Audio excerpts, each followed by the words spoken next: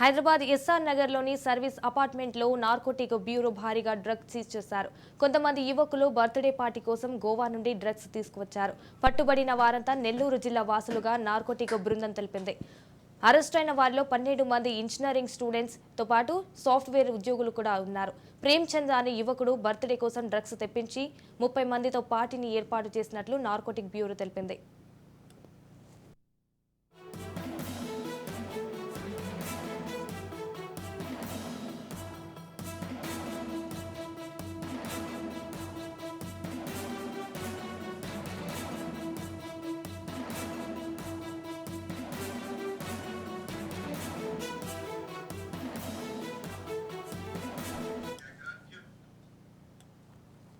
Hyderabad SR నగర్లోని service అపార్ట్మెంట్లో narcotic bureau భారీగా డ్రగ్స్ సీజ్ చేశారు. కొంతమంది యువకులు బర్త్డే పార్టీ కోసం గోవా నుండి డ్రగ్స్ తీసుకువచ్చారు. పట్టుబడిన వారంతా నెల్లూరు జిల్లా వాసులుగా నార్కోటిక్ బృందం తెలిపింది. అరెస్టైన వారిలో 12 మంది ఇంజనీరింగ్ స్టూడెంట్స్ తో పాటు సాఫ్ట్వేర్ ఉద్యోగులు కూడా ఉన్నారు. ప్రేమ్చంద్ అనే యువకుడు బర్త్డే కోసం డ్రగ్స్ తెప్పించి 30 మందితో పార్టీని ఏర్పాటు చేసినట్లు నార్కోటిక్ బ్యూరో తెలిపింది.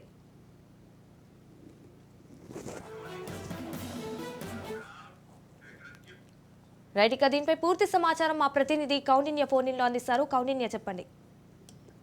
హైదరాబాద్ ఎస్ఆర్ నగర్ లో భారీ ఎత్తున డ్రగ్స్ పట్టుబడింది.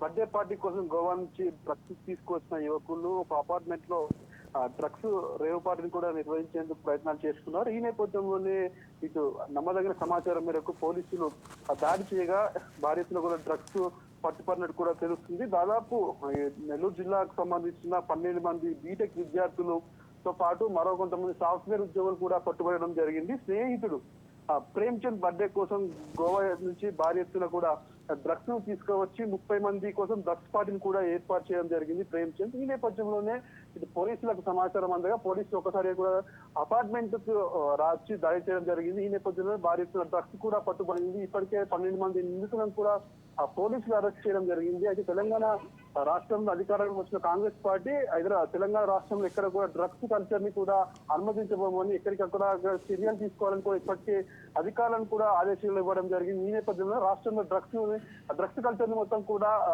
అణచివేశామని కూడా ఇప్పటికే పోలీస్ శాఖ అధికారులు కూడా హెచ్చరించడం జరిగింది.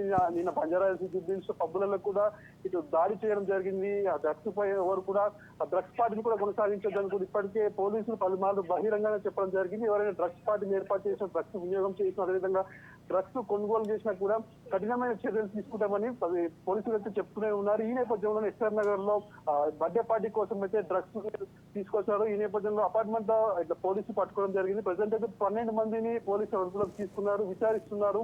ఇది గోవా నుండి హైదరాబాద్ ఏ విధంగా తీసుకొచ్చారు, గతంలో కూడా ఏమైనా డ్రగ్స్ పార్టీలు చేసుకున్నారా, లేకపోతే ముఠాలుగా ఏర్పాటు చేస్తున్నారా, వారికి ఎవరు సరఫరా చేసిన ముఠాకు సంబంధించిన వివరాలు ప్రజెంట్ వారి నుండి పోలీసులు అయితే అడిగి తెలుసుకుంటున్నారు. ఓవరాల్ గా చూసుకుంటే తెలంగాణ రాష్ట్రంలో డ్రగ్స్ నిర్మూలనకైతే ప్రభుత్వం ఇప్పుడే న్యూ ఇయర్ వేదిక కూడా ఇటు చిన్నారంలోని పారిశ్రామిక వర్గాల్లో కూడా 3 కోట్ల విలువైన డ్రగ్స్ కూడా వాళ్ళు తయారు చేస్తుంటే అక్కడ పట్టుకోవడం జరిగింది. మొన్న ఈ తుప్పలో కూడా 30 లక్షల విలువ చేసి డ్రగ్స్ కూడా పోలీసులు పట్టుకుంటున్నారు. ఎక్కడికక్కడ కూడా ఇటు బార్లు కావచ్చు, హోటల్స్ కావచ్చు, ఇతర అనుమానం ఉన్న చోట్ల ప్రతి ఒక్క చోట కూడా ఇటు పోలీసులు అయితే తనిఖీ నిర్వహిస్తున్నారు. డ్రగ్స్ రహిత రాష్ట్రంగా కృషి చేద్దామని కూడా పోలీసులు ఈ నేపథ్యంలోనే అపార్ట్మెంట్ లో డ్రగ్స్ అయితే పట్టుకోవడం జరిగింది. ప్రజెంట్ విచారణ కొనసాగుతుంది.